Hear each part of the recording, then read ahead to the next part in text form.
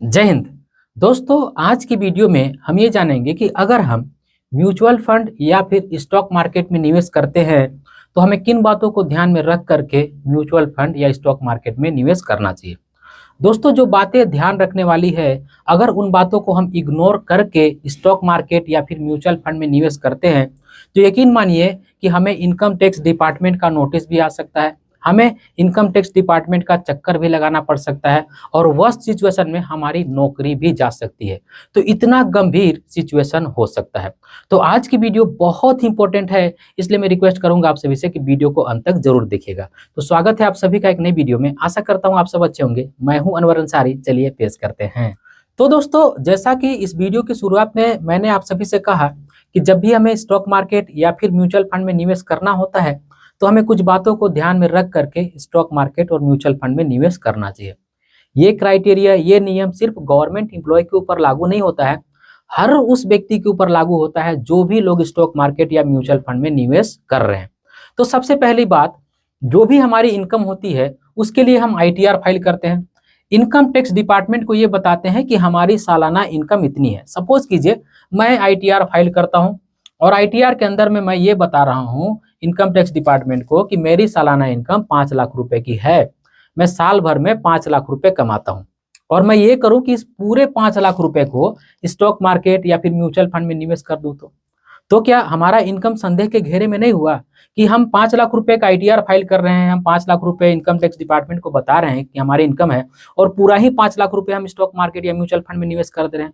तो income tax department ये पूछ सकता है ना कि भाई फिर आपके घर का खर्चा कैसे चलता है, आप कैसे अपने घर के लिए ग्रोसरी लाते हैं, कैसे अपने गाड़ियों में पेट्रोल भराते हैं, कैसे अपने बच्चों के स्कूल के फीस देते हैं, कैसे मैनेज करते हैं। तो संदेह के घेरे में हुआ या नहीं।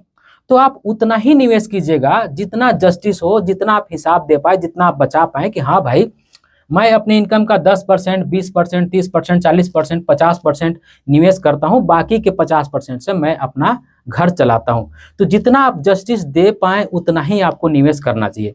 इतना एक्सेस भी निवेश नहीं करना चाहिए जिससे आप आईटीआर के घेरे में आ जाए, इनकम टैक्स डिपार्टमेंट के घेरे में आ जाए। और कभी कभी होता भी ये है कि जैसे जब हम अनमेरिड होते हैं, हमारे पेरेंट्स हमारा कुछ खर्चा उठा रहे होते हैं या फिर हमारा खर्चा चला रहे होते हैं, तो ऐसे में हमारी इनकम का बहुत सारा पैसा बच जाता है। तो हम चाहे तो ज्यादा पैसा निवेश कर सकते हैं। ऐसे में 60%, 70%, 80%, 90% भी अपना पैसा निवेश कर सकते हैं। लेकिन फिर अगेन आपको जस्टिस देना होगा। कभी भी अगर इनकम टैक्स डिपार्टमेंट आपसे पूछ दे, संदेह के घेरे में आ जाए, तो आपको बताना होगा कि हमारे पेरेंट्स हमारा खर्चा चला लेते हैं। तो इसके लिए प्रूफ भी होना चाहिए आपके पास। आपका जो पेरेंट्स है, क्या उनको पेंशन मिलता है? अगर पेंशन का प्रूफ है तो पेंशन बताइए, या फिर वो बिजनेस करते हैं तो बिजनेस का प्रूफ दीजिए। आपके पास लीगल प्रूफ होना चाहिए, तभी आप बच पाएंगे। नहीं तो अगर आप एक्सेस अपनी इनकम से ज्यादा पैसा निवेश करेंगे तो आप शक के घेरे में हैं। आपको ध्यान इसी बात का रखना है कि अपने इनकम के हिसाब से आपको निवेश करना है।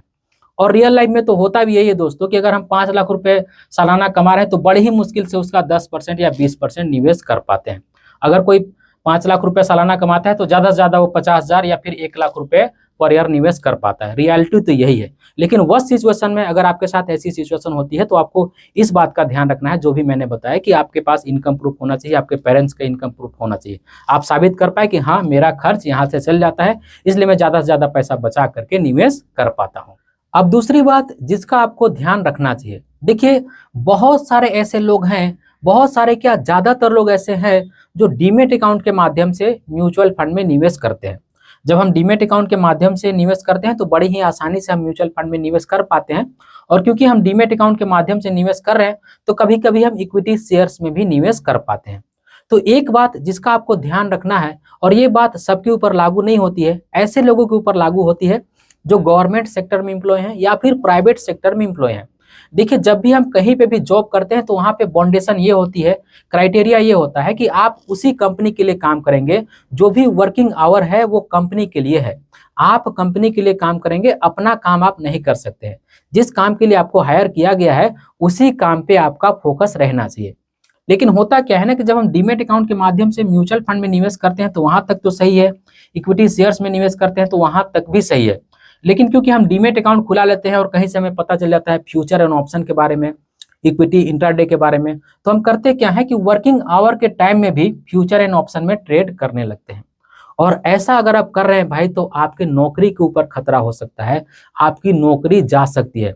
क्योंकि जो ट्रेडिंग है ना, फ्यूचर एंड ऑप्शन में ही नहीं, इक्विटी में भी अगर आप ट्रेड करते हैं, रोजाना खरीद बेच करते रहते हैं, तो इसे एज अ बिजनेस काउंट किया जा सकता है।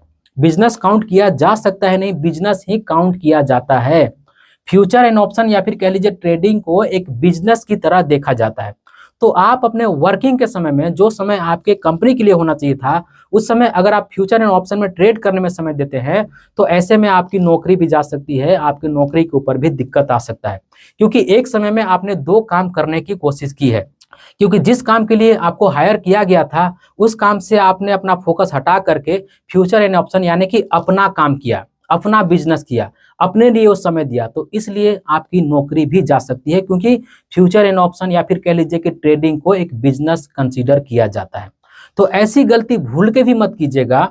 अगर आप डीमैट अकाउंट के माध्यम से निवेश करते हैं, तो म्यूचुअल फंड में कीजिए या फिर इक्विटी शेयर्स में कीजिए। इक्विटी शेयर्स से मेरा मतलब ये है कि हमने शेयर खरीदा और रख लिया उसको होल्डिंग के लिए। ऐसा नहीं किया कि आज खरीद रहा हूँ फिर बेच रहा हूँ, और आज ही फिर से खरीद रहा हूँ फिर से बेच रहा हूँ, कई बारी खरीद रहा हूँ और बेच रहा हूँ। अगर इक्विटी में भी करते हैं तब भी बिजनेस ही काउंट होगा, और फ्यूचर एंड ऑप्शन में भी करते हैं तब भी वो बिजनेस ही काउंट होगा।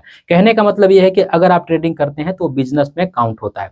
तो भूल के भी डीमैट अकाउंट के माध्यम से आपको ट्रेडिंग नहीं करना है, अगर आप एक गवर्नमेंट एम्प्लॉय है या फिर अगर आप प्राइवेट सेक्टर में भी एम्प्लॉय हैं तो।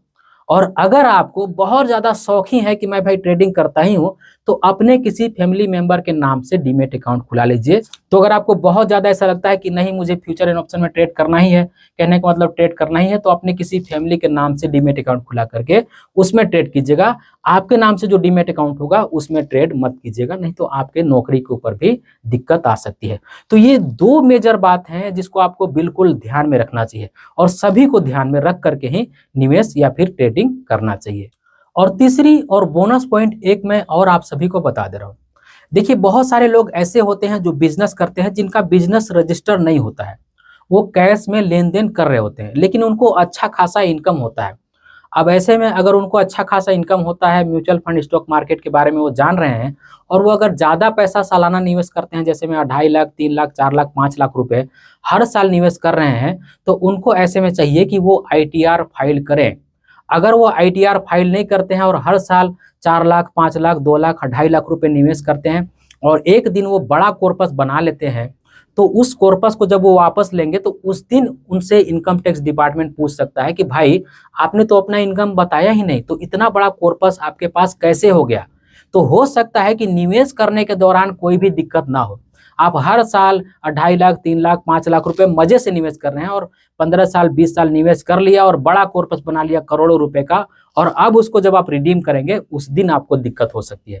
ITR डिपार्टमेंट आपसे पूछ सकती है कि जब आपने इनकम अपना बताया ही नहीं, इनकम टैक्स डिपार्टमेंट के पास शो किया ही नहीं कि मेरी इतनी इनकम है, तो फिर इतना बड़ा कॉर्पस आपने कैसे बना लिया। तो जितना आपके ऊपर टैक्स लगना चाहिए था उससे कहीं ज्यादा टैक्स लग सकता है, पेनल्टी लग सकता है, इस तरह की बहुत सारी आपके ऊपर कार्रवाई भी हो सकती है। तो अगर आप ज्यादा पैसा निवेश करते हैं, मेरा कहने का मतलब है कि अगर आप 2.5 लाख रुपए से ज्यादा पर ईयर निवेश करते हैं, तब फिर आपको इनकम टैक्स डिपार्टमेंट में जाकर के ITR जरूर से फाइल करना चाहिए।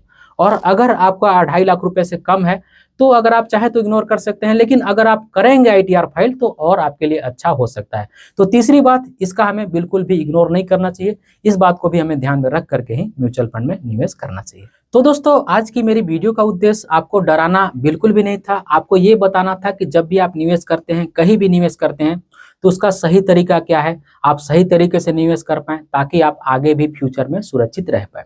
इस वीडियो में बस इतना ही। उम्मीद करता हूं आज की वीडियो आप सभी को पसंद आई होगी। अगर आज की वीडियो आप सभी को पसंद आई है तो इस वीडियो को एक लाइक जरूर कर दीजिएगा, और इसी तरह की वीडियो देखने के लिए चैनल को सब्सक्राइब कर लीजिएगा, और इस वीडियो को अपने फ्रेंड और फैमिली के बीच भी शेयर कीजिएगा, ताकि वो भी सही तरीके से स्टॉक मार्केट और म्यूचुअल फंड में निवेश कर पाए। और दोस्तों, अगर आप एक ऐसे व्यक्ति हैं जो ये चाहते होंगे कि जब भी स्टॉक मार्केट में सही समय हो लमसम करने का, तब हमें कोई फ्री ऑफ कॉस्ट नोटिफाई करे, तो इसके लिए मैंने टेलीग्राम चैनल बनाया है, जिस टेलीग्राम चैनल का लिंक मैंने डिस्क्रिप्शन बॉक्स में दे दिया है, और डिस्क्रिप्शन बॉक्स में ही कुछ सोशल मीडिया का लिंक भी है, उसे भी जाकर के चेकआउट कीजिएगा, और बेस्ट म्यूचुअल फंड ऐप का भी लिंक डिस्क्रिप्शन बॉक्स में है। अगर उस लिंक के माध्यम से उस ऐप को डाउनलोड करते हैं, उसमें रजिस्टर करते हैं, उसमें केवाईसी करते हैं, उस ऐप के माध्यम से अगर आप निवेश करते हैं तो मेरी सर्विस आपको life time free of cost मिलते रहेगी। जब भी कोई भी कंफ्यूजन हो आपको तो मुझसे फ़ोन करके 1 to 1 चर्चा कर सकते हैं। तो उस ऐप को भी डाउनलोड करना मत भूलिएगा। इस वीडियो के आखिर में बस मैं आपसे इतना ही कहना चाहता हूँ कि अपना और अपने फैमिली का बहुत ख्याल रखिएगा। मैं मिलूंगा इसी तरह के किसी और वीडियो में, तब तक के लिए बाय।